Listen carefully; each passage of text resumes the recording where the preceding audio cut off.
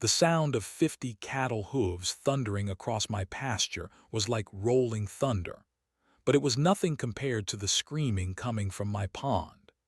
Sheriff Corinne's pristine pool party was about to become a muddy disaster, and her entitled family was running for their lives as my herd reclaimed what was rightfully theirs. As I watched those colorful inflatables get trampled into the mud, I knew one thing for certain. Sometimes justice comes on four hooves, and sometimes you have to let nature take its course. My name is Tom Miller, and for 37 years I have called this 40-acre cattle ranch my home. Every morning at 5:30, I walk the same path my father walked, and his father before him. The cattle pond sits in the heart of our land like a blue jewel, fed by an underground spring that has never run dry. This pond means everything to me. It is more than just water for my 50 head of cattle. It represents 3 generations of hard work, sweat, and sacrifice. My grandfather dug the original basin by hand in 1952. My father expanded it and lined the edges with native stone. Now it was my turn to protect it. The morning routine never changed. I would wake before dawn, brew my coffee, and step onto the front porch to watch the sun rise over the pasture. The cattle would be stirring, some already making their way to the pond for their first drink of the day. The water was crystal clear, reflecting the sky like a perfect mirror. Those were peaceful times, simple times.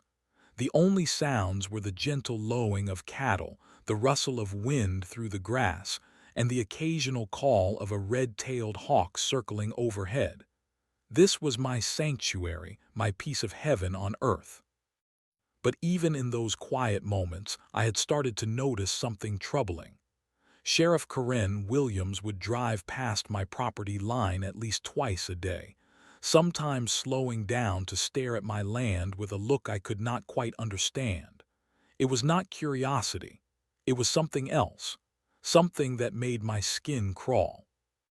Corinne had been sheriff for only 2 years, but she had already gained a reputation around town. She was the kind of person who believed her badge gave her special privileges, the kind who expected civilians to bow and scrape whenever she walked into a room. I had heard stories from other ranchers about her aggressive tactics and questionable behavior, but I had never experienced it firsthand. That was about to change in ways I could never have imagined. It was a Tuesday afternoon when Sheriff Corinne Williams first pulled into my driveway uninvited. I was mending fence near the barn when I heard the crunch of gravel under tires. Her patrol car kicked up a cloud of dust as she parked right in front of my house, blocking my truck in the process. Corinne stepped out of her vehicle with the kind of swagger that screamed authority. She was a tall woman with short-cropped blonde hair and eyes like cold steel. Her uniform was pressed to perfection, and her hand rested casually on her service weapon as she approached me. "Mr. Miller," she said, not bothering with pleasantries, "I need to discuss some business with you." I set down my tools and walked over to meet her, wiping my hands on my jeans. "What can I do for you, Sheriff?" She looked past me toward the cattle pond, and I saw something flicker in her eyes. "Want. Entitlement. That is a nice piece of water you have got there. My family and I are looking for a place to cool off this weekend. I am going to need to use your pond for a little pool party." I blinked, certain I had misheard her. "Excuse me."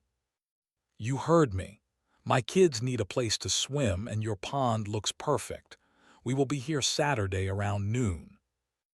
The audacity of her request left me speechless for a moment. When I found my voice, I kept it respectful but firm. "I am sorry, Sheriff, but that pond is for my cattle. It is not safe for swimming, and I cannot allow people on my property without proper insurance coverage." Corinne's expression darkened. She stepped closer, invading my personal space. "Let me make something clear, Mr. Miller. In this county, cooperation with law enforcement is not optional. You would be amazed at how many violations I could find on a property this size if I really put my mind to it. My heart started to race. Are you threatening me? I am offering you an opportunity to be a good neighbor and support your local sheriff's department. But if you want to make this difficult, I promise you will regret it. She turned and walked back to her patrol car, pausing only to look back at me with a cold smile. I will see you Saturday, Mr. Miller. Make sure that pond is ready for my family.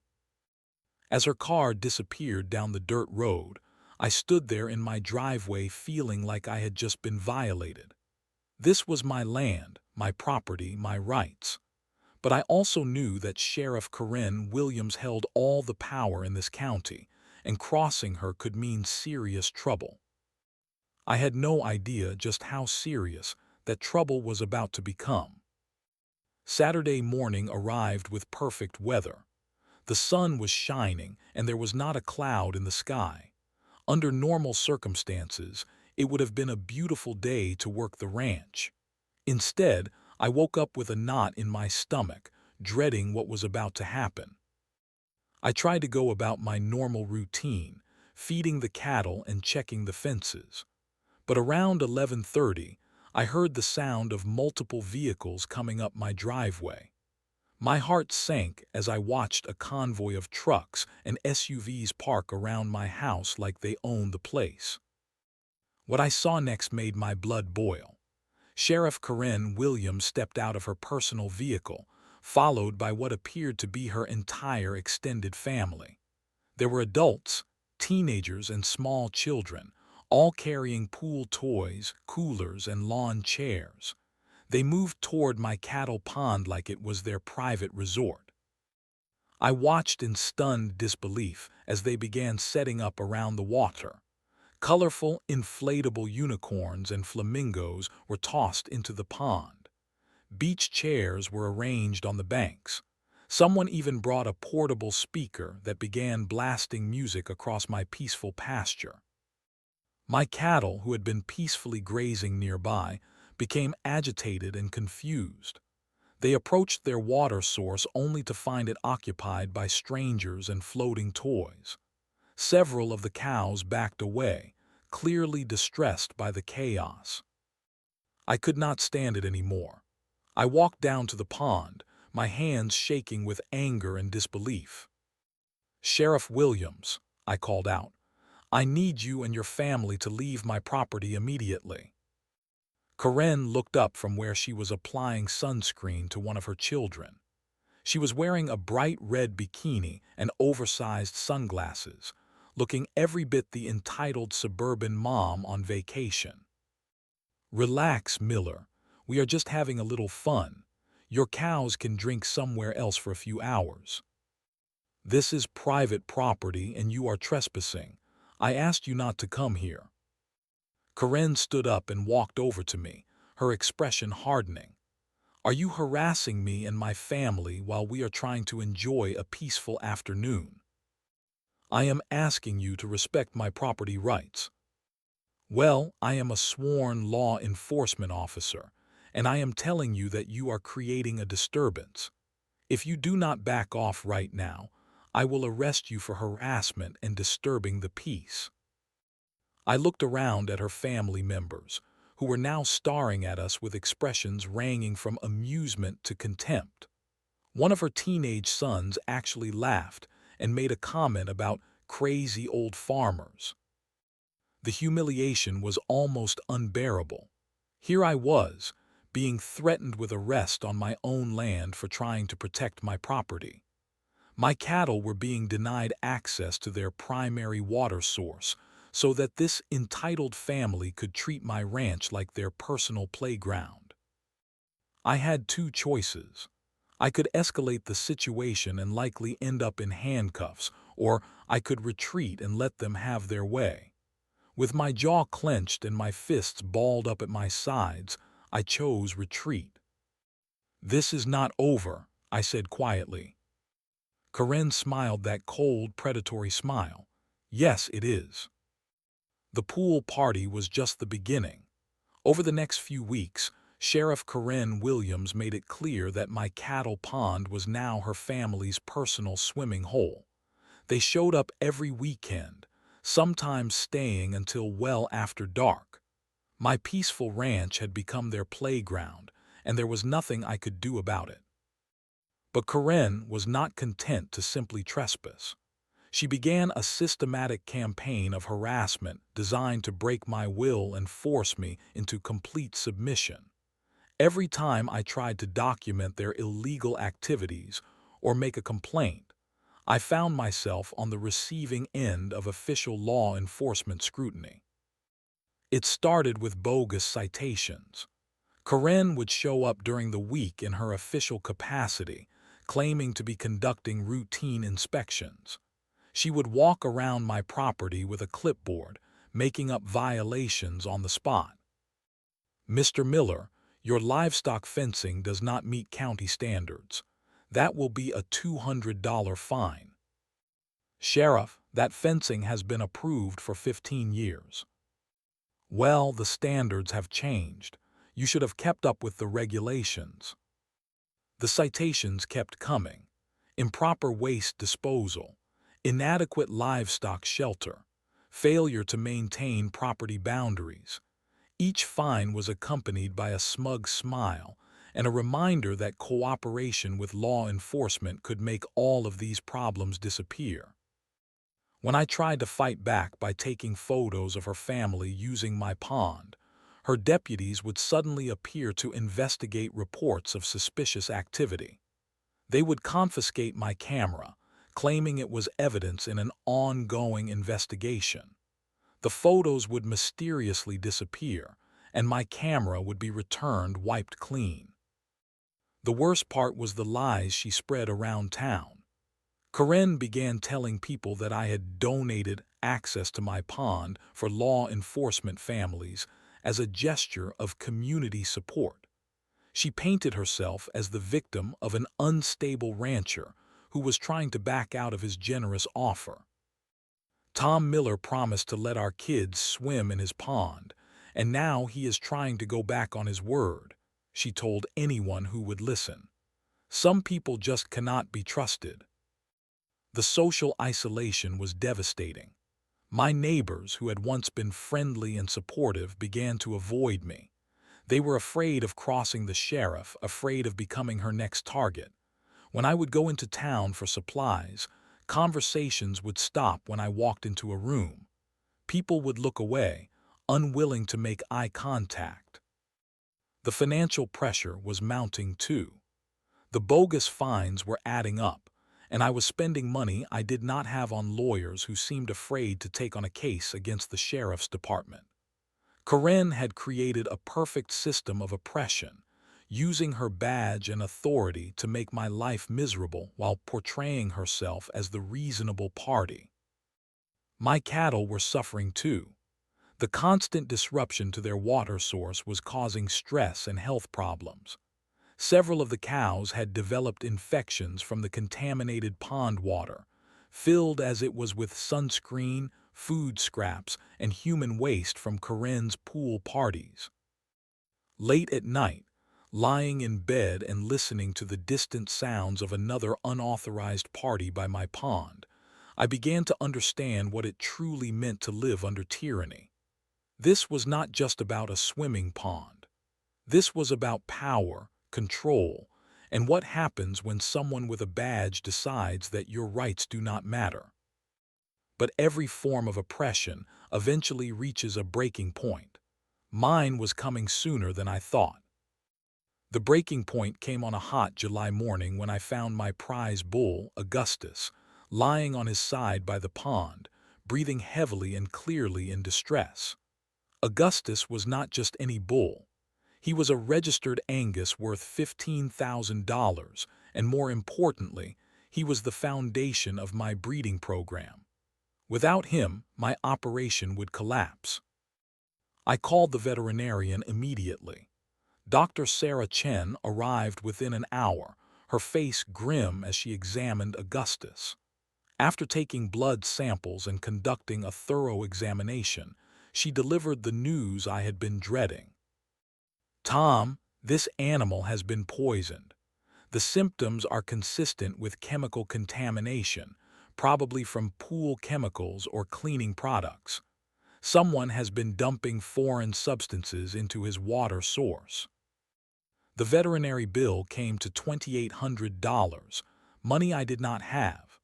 Worse, Dr. Chen warned me that Augustus might never fully recover his fertility. My life's work was crumbling because Sheriff Corinne Williams wanted a free swimming pool for her entitled family. That afternoon, I drove to the county seat to meet with a property rights attorney named Margaret Hayes. She was a tough woman in her 60s who specialized in cases involving government overreach and abuse of power. "Mr. Miller," she said after reviewing my documentation, "what you are describing is textbook harassment and violation of your Fourth Amendment rights. The problem is that Sheriff Williams has been very clever about covering her tracks. She has created plausible legal justifications for all of her actions. So there is nothing I can do." I did not say that, but fighting this through the courts will take years and cost more money than you probably have. In the meantime, she will continue to make your life miserable. Margaret leaned back in her chair and studied me carefully. "Sometimes, Mr. Miller, the best defense is a good offense. You know your property better than anyone. You know your cattle better than anyone. Maybe it is time to use that knowledge to your advantage." That night, I sat on my front porch with a cup of coffee and really thought about Margaret's words. I watched my cattle moving slowly across the pasture, their patterns as familiar to me as my own heartbeat. These animals had been following the same routines for generations. They knew when to eat, when to rest, and when to drink. An idea began to form in my mind. It was risky, maybe even dangerous, but I was tired of being a victim. I was tired of watching my life's work be destroyed by a corrupt sheriff who believed her badge gave her the right to steal whatever she wanted. If Corinne Williams wanted to use my pond, she was going to have to share it with its rightful users, all 50 of them.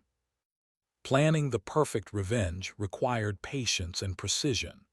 I spent 2 weeks studying Corinne's schedule, learning exactly when her family preferred to use my pond. They were creatures of habit, arriving every Saturday around noon and staying until evening. They had become so comfortable with their illegal occupation of my property that they no longer bothered to look around for me. That was their mistake. Saturday morning arrived clear and hot, perfect weather for swimming. I watched from my kitchen window as the familiar convoy of vehicles pulled into my driveway. Corinne's family poured out like they owned the place, hauling their pool toys and coolers toward my pond with practiced efficiency. I waited until they were fully settled. The adults were lounging in their beach chairs, the teenagers were playing volleyball in the shallow water, and the smaller children were splashing around on their colorful inflatables. The scene looked like something from a suburban resort brochure, except it was taking place on my stolen property.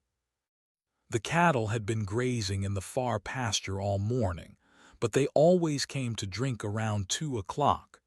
It was as predictable as clockwork, a routine established over decades of ranch management.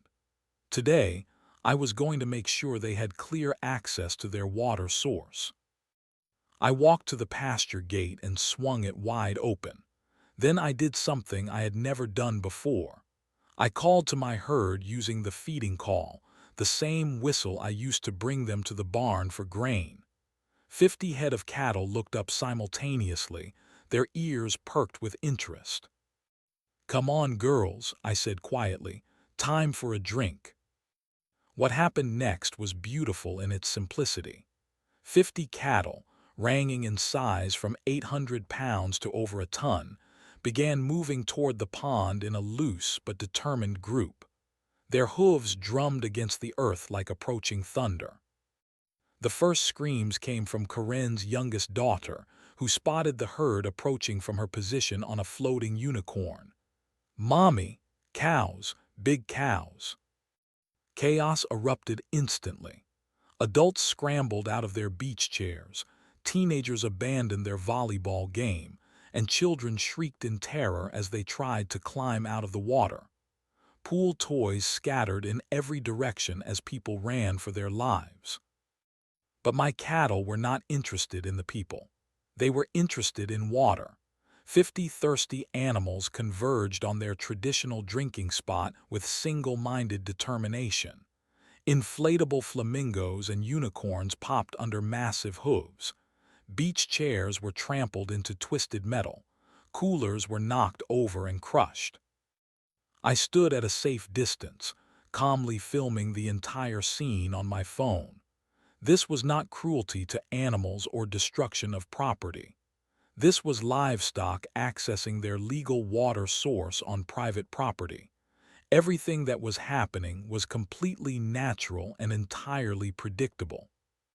Sheriff Corinne Williams emerged from the chaos covered in pond mud, her perfect hair plastered to her head, screaming obscenities that would have made a sailor blush. Her entitled family was in full retreat, abandoning their expensive pool toys to save themselves from the bovine invasion. The cattle, meanwhile, were having a wonderful time.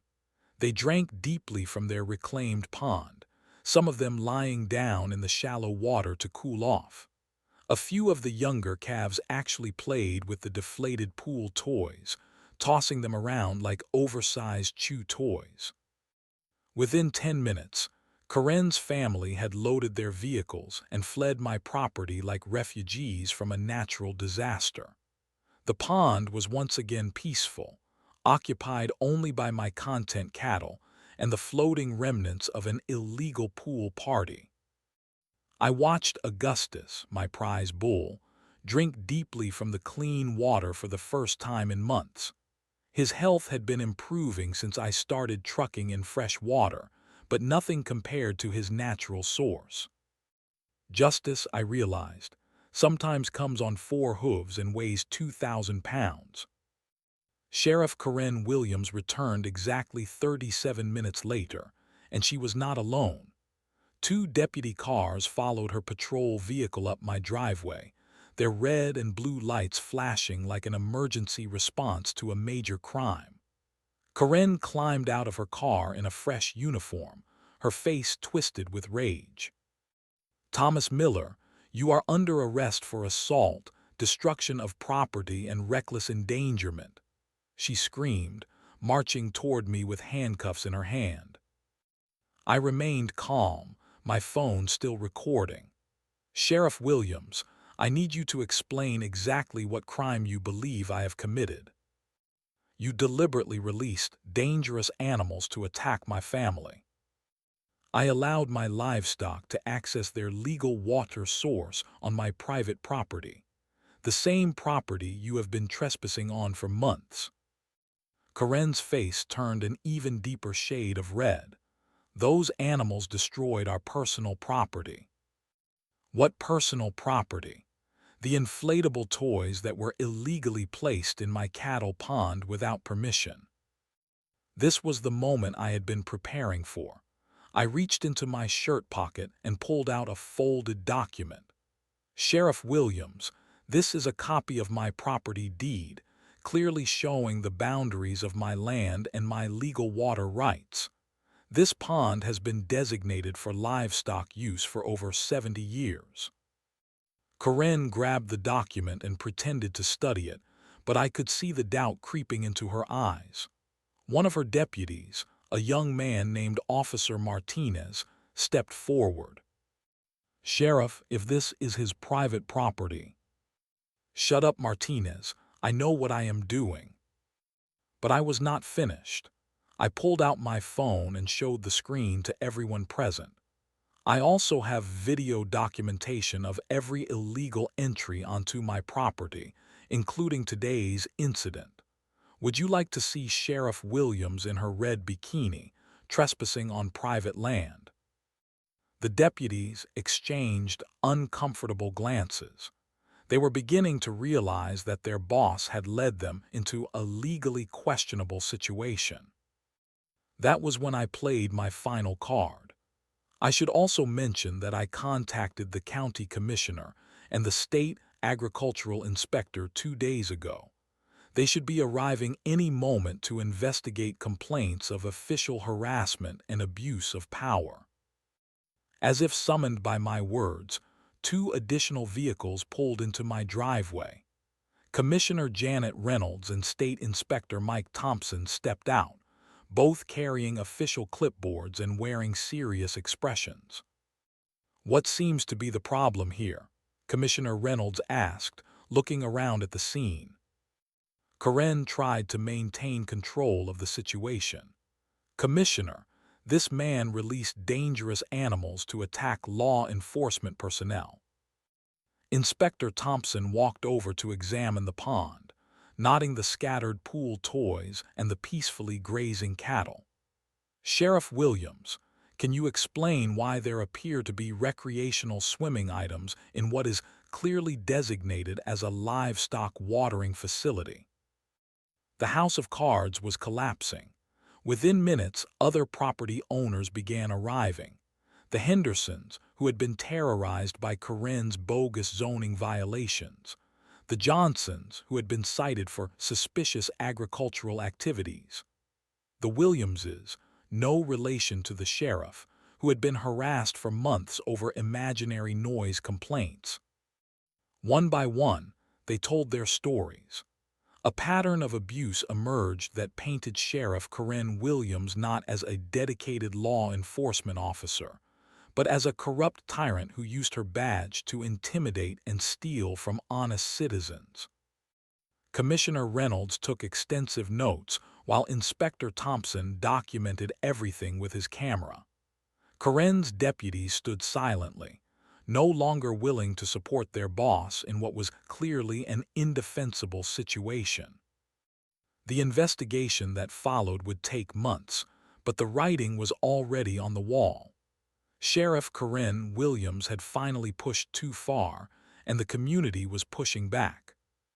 3 weeks later, I sat on my front porch reading the morning newspaper with my coffee, just like I had done for 37 years. The headline made me smile. "Sheriff suspended pending investigation into abuse of power." The article detailed the extensive investigation that had uncovered a pattern of harassment, illegal citations, and misuse of official authority spanning Karen Williams' entire tenure as sheriff. The state attorney general had taken over the case, and criminal charges were being considered. My cattle pond was peaceful again. The water ran clear and clean, reflecting the morning sky like a perfect mirror. My 50 head of cattle grazed contentedly in the pasture, their routine restored to its natural rhythm. Augustus had made a full recovery and was once again the proud patriarch of the herd. The community response had been overwhelming. Neighbors who had been too afraid to speak out during Karen's reign of terror were now coming forward with their own stories of abuse and intimidation. The Hendersons brought over a homemade pie and thanked me for having the courage to fight back. The Johnsons invited me to their church barbecue. Even people I barely knew stopped by to shake my hand and express their gratitude. "You did what we were all too scared to do," old Pete Morrison told me. "You stood up to the bully." The legal settlement came through faster than anyone expected. The sheriff's department agreed to implement new policies regarding property rights and due process. They also agreed to pay for Augustus's veterinary bills and compensate me for the fraudulent citations. Most importantly, they issued a formal apology acknowledging that my rights had been violated. Karen Williams herself had been quietly transferred to a desk job in the county records department while the investigation continued. Her days of terrorizing honest citizens were over. The new interim sheriff, a man named Robert Chen who happened to be Dr. Chen's brother, made a point of visiting my ranch to personally apologize for the department's behavior. "This is not what law enforcement should look like," he told me. "You have my word that it will not happen again." But the most satisfying moment came on a warm August evening when I was sitting by the pond, watching my cattle drink their fill of clean, fresh water. A car pulled into my driveway, and I recognized Margaret Hayes, the property rights attorney who had given me the courage to fight back. "Tom," she said, walking over to join me by the water's edge, "I wanted to see how you were doing." "Better than I have in months," I replied honestly. "You know, what you did here has implications far beyond your own property. You showed other people that they do not have to accept abuse from corrupt officials. Sometimes you have to make a stand, even when it seems impossible." We sat in comfortable silence for a while, watching the sun set over the pasture. The cattle were settling in for the night, and the pond reflected the colors of the sky like a painting. "Margaret," I said finally, "do you think it was worth it? All the stress, all the fighting?" She smiled. "Look around you, Tom. Your cattle are healthy, your pond is clean, your community is free from a tyrant. What do you think?" I thought about her question long after she left. The answer was simple. Sometimes standing up for what is right requires courage, patience, and a willingness to let natural consequences take their course. Sometimes justice comes on four hooves, and sometimes you have to trust that the truth will eventually win. My cattle pond still sits in the heart of my land like a blue jewel, just as it has for 3 generations. But now it represents something more than just water and livestock. It represents the idea that no badge, no matter how shiny, gives anyone the right to steal what belongs to others. And every morning when I step onto my front porch with my coffee, I remember that freedom is not free. Sometimes you have to fight for it, one cow at a time.